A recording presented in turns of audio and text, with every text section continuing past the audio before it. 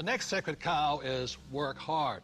Because my poor dad, a school teacher, great guy, PhD, he always says, I'm a good, hard-working man. And my rich dad had a different point of view, and he had me read this book by Mark Twain. It was a story of how, I think it was Huckleberry Finn or somebody, got the other kids to paint the fence for him. He says, that's working hard. You want other people to work hard for you, and you want your money to work hard for you. That was his lesson. And a lot of people really, you know, they can't wait till Friday because they hate their work so much, and they dread Sunday because they have to go back to work. With us, I would say most of us are working 24/7, but we're working differently.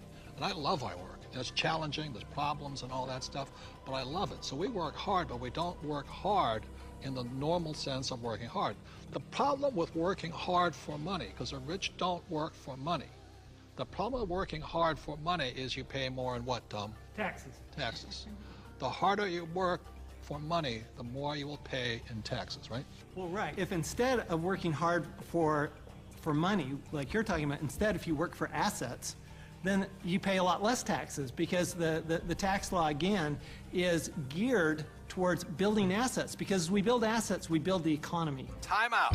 The big difference between E's and S's and B's and I's, E's and S's focus on the income statement, and B's and I's focus on the asset column. My rich dad simply said to me, he says, assets put money in your pocket whether you work or not, and liabilities take money from your pocket.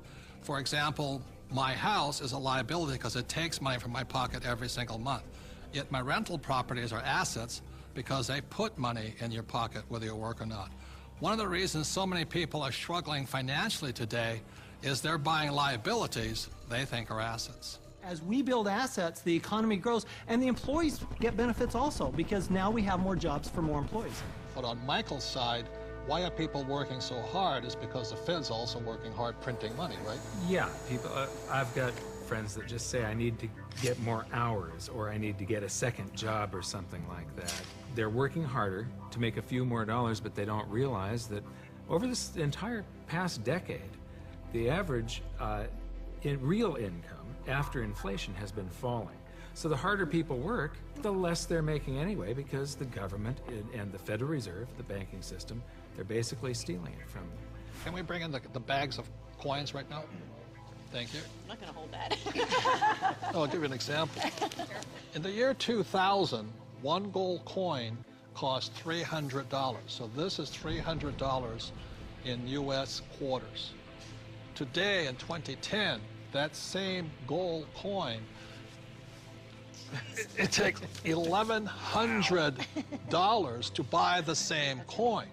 So the reason people have to work so hard to keep up, to keep paying money, is because the value of your dollars are going down.